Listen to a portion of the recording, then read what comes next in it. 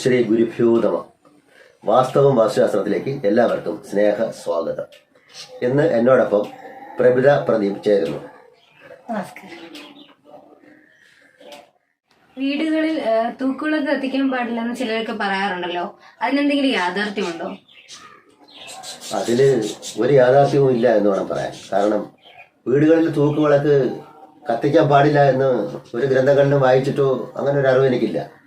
പക്ഷെ ഇങ്ങനെ കേട്ടിട്ടുണ്ട്, ചിലർ തൂക്കുവിളക്ക് കത്തിക്കാൻ പാടില്ല എന്ന് ഞാനും ഇങ്ങനെ കേട്ടിട്ടുണ്ട്.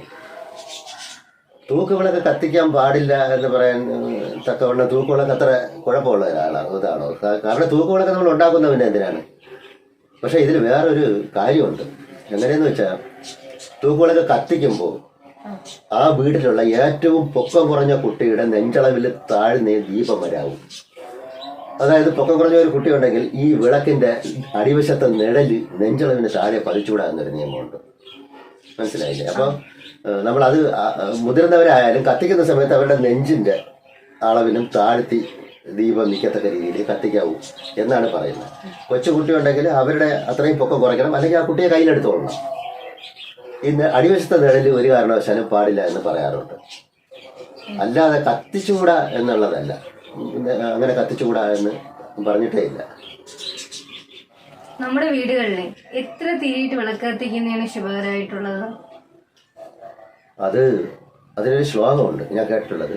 ഏകവർത്തി മഹാവ്യാധി നിവർത്തിസ്തു മഹദ്ധാനം ത്രിവർത്തി മോഹമാലസ്യം ചതുർവർത്തി ദരിദ്രത പഞ്ചവർത്തിസ്തു ഭദ്രം സ്യാൽ നിവർത്തിസ്തു സുശോഭനം. ഇങ്ങനെ ഒരു ശ്ലോകമുണ്ട്. വർത്തി എന്ന് വെച്ചാൽ തിരി എന്നാണ് അർത്ഥം. ഏകവർത്തി മഹാവ്യാധി എന്നാണ്. ഒറ്റ തിരി ഇടുന്നത് വ്യാധിയാണെന്നാണ്. വിളക്കിന് ഒറ്റ തിരി ഇടാൻ പാടില്ല. ദിവർത്തിസ്തു മഹദ്ധനം, കിഴക്കും പടിഞ്ഞാറുമായിട്ട് രണ്ട് തിരി ഇടുന്നത് മഹദ്ധാനം, ധനം വരുമെന്നാണ്. ത്രിവർത്തി മോഹം ആലസ്യം എന്ന് പറയും. 3 തിരി ഇടുന്നതിന് മോഹവും ആലസ്യവും ഒക്കെയാണ്. ചതുർവർത്തി 4 തിരി ദാരിദ്ര്യം ഉണ്ടാക്കും എന്ന് പറയും.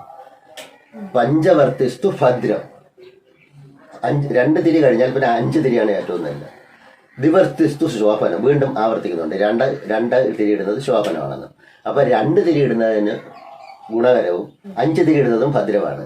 3ഉം 4ഉം തിരി ഇടുന്നത് തെറ്റാണെന്നാണ് അത് പറഞ്ഞിട്ടുള്ളത്. പിന്നെ അതിനൊരു കാര്യം കൂടിയുണ്ട്. ഏകവർത്തി മഹാവ്യാധി എന്ന് പറയാൻ കാരണം, ഈ വർത്തി എന്ന് പറയുമ്പോൾ തിരിയുടെ എണ്ണമല്ല, ദീപത്തിന്റെ എണ്ണമാണ്. അപ്പൊ തിരി 2 തിരി ചേർന്ന് ഒന്നായിട്ട് കത്തും. അപ്പൊ തിരിയുടെ എണ്ണമല്ല, ദീപത്തിന്റെ എണ്ണമാണ്. 2 ദീപം, അത് ഓർമ്മിച്ചിരിക്കണം. കാരണം തിരി എന്ന് പറയുമ്പോഴത്തേക്ക് എത്ര തിരി, ദീപത്തിന്റെ എണ്ണമാണ് പറയുന്നത്. ഒരു തിരി, നമ്മുടെ സാധാരണ ഒരു നിലവിളക്കിൽ ഒരു തിരി മാത്രം ഇടുമ്പോൾ അതിന്റെ മുകളിൽ സ്തൂപാകൃതിയിലൊരു കൊണ്ട ഉണ്ടല്ലോ, അതിന്റെ നിഴല് പുറകുവശത്ത് നമ്മളെ ചിത്രങ്ങളൊക്കെ ദേവിയുടെയോ ദേവന്റെയോ പടം വെച്ചിട്ടുണ്ടെങ്കിൽ ആ നിഴല്, ഈ സ്തൂപം പോലുള്ള അഗ്രത്തിന്റെ നിഴല് അതിലേക്ക് പതിയും. അങ്ങനെ വന്നുകൂടാന്നാണ്. നിഴല് വരാൻ പാടില്ല. ഞാൻ നേരത്തെ പറഞ്ഞു. അപ്പൊ തൂക്കുവിളക്കിലും അങ്ങനെ ഈ ഷാഡോ വരരുതെന്ന് പറയും, നെഞ്ചളവിട്ടാണ്. അപ്പൊ ഈ വിളക്കിന്റെ നിഴലൊരിക്കലും വരാൻ പാടില്ല. 2 തിരി ഇടുമ്പോൾ വിളക്കിന് നിഴലുണ്ടാവില്ല. കാരണം അപ്പുറത്തോട്ടും ഇപ്പുറത്തോട്ടും വെട്ടം കിട്ടയില്ലേ. അങ്ങനെ ഒരു ശാസ്ത്രീയമായ കാരണം കൂടി ഉണ്ട് ഈ തിരിയിടുന്നതിന്. എന്നാലേ ഒറ്റത്തിരിയിടാവുന്ന ഒരു വിളക്കുണ്ട്, ലക്ഷ്മി വിളക്ക്. നമ്മൾ കണ്ടിട്ടില്ലേ? ശ്രീലക്ഷ്മിയുടെ ലക്ഷ്മി വിളക്കിൽ ഒറ്റത്തിരിയിടാം. കാരണം ആ വിളക്കിന്റെ പിന്നിൽ ലക്ഷ്മി ദേവിയാണ്. അതിനിങ്ങനെ ഒരു മകുടം ഇല്ല. അപ്പോൾ അതുകൊണ്ട് നിഴൽ അങ്ങോട്ട് വരില്ല. അതുകൊണ്ട് ഒറ്റത്തിരി ഇടാമെന്ന് പറയുന്നത് ഈ ലക്ഷ്മി വിളക്കിലാണ്. അല്ലാതെ ഉള്ള സാധാരണ നിലവിളക്കിലൊന്നും ഒറ്റത്തിരി ഇടാൻ പാടില്ല എന്നുള്ളതാണ്. പിന്നെ വേറൊരു കാര്യം കൂടി ഉള്ളത്, ഒന്നിലധികം വിളക്ക് വയ്ക്കുകയാണെന്നുണ്ടെങ്കിൽ, ഒരു ക്ഷേത്രം ഇരിക്കട്ടെ, നമ്മുടെ വീടല്ല, ഒരു ക്ഷേത്രത്തിൽ വിളക്ക് വയ്ക്കുമ്പോൾ ഒറ്റത്തിരി അപ്പുറം ഇപ്പുറം ഒക്കെ വയ്ക്കുകയാണെന്നുണ്ടെങ്കിൽ നിഴൽ അവിടെ വരില്ല. കാരണം ഈ വിളക്കിന്റെ തിരി മറ്റേ നിഴലിനെ ഇല്ലാതാക്കും. അങ്ങനെ ഒന്നിലധികം വിളക്കുണ്ടെങ്കിൽ അതിൽ ഓരോ തിരി ഇരിക്കുന്നതിൽ വേറെ വിരോധമില്ല. പക്ഷെ ഒറ്റ വിളക്ക് മാത്രം ഉണ്ടെങ്കിൽ ഒറ്റ തിരി ഇടരുത് എന്നാണ് പറയുന്നത്. ചുരുക്കി പറഞ്ഞാൽ ഒറ്റ തിരിയും 3 തിരിയും 4 തിരിയും ഒഴിവാക്കുക. മനസ്സിലാവില്ലേ? 2ഉം 5ഉം ശുഭം. ഇനി 7 തിരിയും ഇടാമെന്ന് പറയുന്നുണ്ട്. 7 തിരി ഇടുന്നതും പറയുന്നുണ്ട്. ഈ ശ്ലോകത്തിലില്ലെങ്കിലും 7 തിരി ഇടാമെന്ന് പറയുന്നുണ്ട്. അത് മനസ്സിലാക്കിയിരുന്നാൽ മതി. ഏതുതരം എണ്ണയാണ് വിളക്കുകൾ ഉപയോഗിക്കാൻ അനുയോജ്യം? ഏറ്റവും നല്ലത് എന്ന് സാധാരണഗതിയിൽ പറയപ്പെടുന്നത് എള്ളെണ്ണയാണ്. ശുദ്ധമായ എള്ളെണ്ണ, നല്ലെണ്ണ എന്ന് നമ്മൾ പറയാറുള്ള എള്ളെണ്ണ. പക്ഷെ ഇന്ന് വിപണിയിൽ കിട്ടുന്ന നല്ലെണ്ണ എന്ന് പറഞ്ഞ് കിട്ടുന്നതിലെല്ലാം മായം ഉണ്ടെന്നുള്ളതാണ് സത്യം.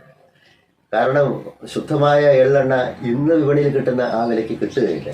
അപ്പം മായം ചേർന്നാണ് ഇപ്പം വരുന്ന എണ്ണ. എങ്കിലും ഈ ചോദ്യത്തിന് ഉത്തരം എന്ന നിലയിൽ പറയാൻ പറ്റുന്നത് എള്ളെണ്ണയാണ് ഒന്നാമതായിട്ട് നല്ലതെന്ന് പറയാറുള്ളത്. കാരണം എള്ളിന് വേറെ ചില പ്രത്യേകതകളുണ്ട് അതിന്. എള്ള് കത്തുമ്പോൾ ഒരു അണുനാശിനിയാണ് അവിടെ വ്യാപിക്കുന്നത്. എള്ളെണ്ണ ഉപയോഗിച്ച് കത്തിക്കുമ്പോൾ ആ പ്രദേശത്ത് ഒരു അണുനാശിനിയായി അത് പ്രവർത്തിക്കും. അന്തരീക്ഷം ശുദ്ധീകരിക്കും. അങ്ങനെ ഉണ്ട്. അതുകൊണ്ടാണ് എള്ളെണ്ണയ്ക്ക് നമ്മൾ പ്രാധാന്യം കൊടുക്കുന്നത്.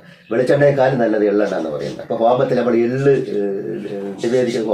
ഹോമദ്രവ്യമായിട്ട് ഉപയോഗിക്കാറുണ്ട്. ആ എള്ളിന്റെ പ്രത്യേകത അതാണ്. അതുകൊണ്ട് എള്ളെണ്ണ തന്നെയാണ് ഏറ്റവും ഉത്തമം. നിലവിളക്ക് നിലത്ത് വെച്ച് കത്തിക്കണമെന്ന് പറഞ്ഞു കേട്ടിട്ടുണ്ട്. അതിന്റെ ഉചിതമായ രീതി എന്താണ്? നിലവിളക്ക് നിലത്ത് വെച്ച് കത്തിക്കണം എന്നും പറയാറുണ്ട്. പക്ഷെ അത് വെറും നിലത്ത് വെച്ച് കത്തിക്കുന്നത് അത്ര ഉചിതമല്ല. സാധാരണ പൂജയൊക്കെ നടത്തുമ്പോൾ, നമ്മുടെ വീടുകളിലെ ആവശ്യത്തിൽ അല്ല ഞാൻ പറയുന്നത്, പൂജയൊക്കെ നടത്തുമ്പോൾ നിലത്ത് പത്മം ഇടും. പത്മം അരിപ്പൊടി മഞ്ഞപ്പൊടിയൊക്കെ ഉപയോഗിച്ച് പത്മം ഇട്ട് ആ പത്മത്തിന്റെ പുറത്ത് കുറുമ്പുല്ലും അക്ഷതമൊക്കെ ഇട്ട് വയ്ക്കുന്നതാണ് പൂജാ രീതിയിൽ. പക്ഷെ വീടുകളിൽ അതിന്റെ ആവശ്യമില്ല. എന്നാൽ വെറും നിലത്ത് വയ്ക്കാനും പാടില്ല. നമ്മുടെ തറയിൽ അങ്ങനെ വെച്ചുകൂടാ. ഒരു തട്ടം ഉപയോഗിക്കാം. താലം, പിച്ചള അല്ലെങ്കിൽ ചെമ്പിലേക്ക് ഒരു താലം, സ്റ്റീലായാലും താലത്തിന്റെ പുറത്ത് വിളക്ക് വയ്ക്കാം. അല്ലെങ്കിൽ ഒരു പലകയുടെ പുറത്ത് വിളക്ക് വയ്ക്കാം. ഈ പലകയുടെ അടിയിൽ ബുഷൊന്നും പാടില്ല എന്നാണ് പറയാറുള്ളത്.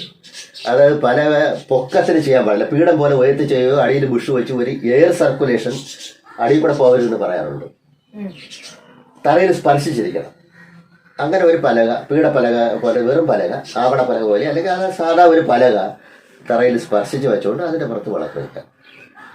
പിന്നെ ഇത് നമ്മുടെ വീടുകളിൽ, ചില വീടുകളിൽ സ്റ്റാൻഡ് അടിച്ച് മുകളിൽ വിളക്ക് വയ്ക്കാറുണ്ട്. ഇന്നത്തെ തലമുറയ്ക്ക് തറയ്ക്ക് ഒപ്പം ഇരുന്ന് പ്രാർത്ഥിക്കാൻ പറ്റാത്തത് കൊണ്ട് ചിലയിടത്ത് അങ്ങനെ ചെയ്യാറുണ്ട്. തെറ്റല്ല, എങ്കിലും ഏറ്റവും ഉചിതം എന്ന് പറയുന്നത് നമ്മൾ തറയിൽ നിലവിളക്ക് നിലത്ത് ഞാൻ ഈ പറഞ്ഞതുപോലെ പലകയോ അല്ലെങ്കിൽ തട്ടത്തിലോ വെച്ച് വിളക്ക് കൊളുത്തി കിഴക്കും പടിഞ്ഞാറും തിരിയിട്ട് കൊളുത്തിയിട്ട് അതിനൊപ്പം നമ്മൾ ഇരുന്ന് പ്രാർത്ഥിക്കുക. എന്നിട്ട് ഈ വിളക്ക് അണച്ചിട്ട് നമുക്ക് സ്റ്റാൻഡിലോ അല്ലെങ്കിൽ ആ പൂജ ഒരു ഷെൽഫൊക്കെ ഉണ്ടാക്കി അതിനകത്ത് മാറ്റി വെക്കാൻ പറ്റും. ഇത് വീടുകളിലാണ്. ഒരു കടയെ സംബന്ധിച്ചിടത്തോളം കടയിൽ വിളക്ക് വയ്ക്കുമ്പോൾ നമുക്ക് സ്റ്റാൻഡ് അടിച്ച് ചെയ്യാൻ പറ്റും. കാരണം തറ മുഴുവൻ പലരും വരുന്ന അശുദ്ധിയുള്ള ഒരു സ്ഥലമാണ്. അവിടെ സ്ഥാപനങ്ങളിൽ, വ്യവസായ സ്ഥാപനം, നമ്മൾ ഏത് സ്ഥാപനമായിരുന്നാലും അവിടെ സ്റ്റാൻഡ് അടിച്ച് വയ്ക്കുന്നതിൽ ദോഷമില്ല. അങ്ങനെ ചെയ്യാനേ പറ്റുകയുള്ളൂ. വീടിനെ സംബന്ധിച്ച് ഏതായാലും നല്ലത് നിലത്ത് വെച്ച് പീഠത്തിലോ പലകയിലോ തട്ടത്തിലോ ഒക്കെ കത്തിക്കുന്നതായിരിക്കും ഏറ്റവും നല്ലത്. വീടുകളിൽ വിളക്ക് വയ്ക്കുന്ന രീതി വളരെ വിശദമായി പറഞ്ഞു തന്നു. നന്ദി.